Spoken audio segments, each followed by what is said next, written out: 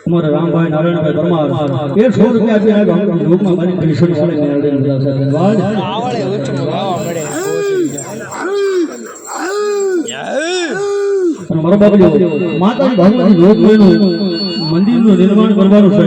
એટલે એ કોઈ ભાઈઓ બહેનો તમામને વિનંતી મારો બાપુ એ કોઈ પણ ઈંટું સિમેન્ટ રેતી એ કાંઈ પણ લખાવું હોય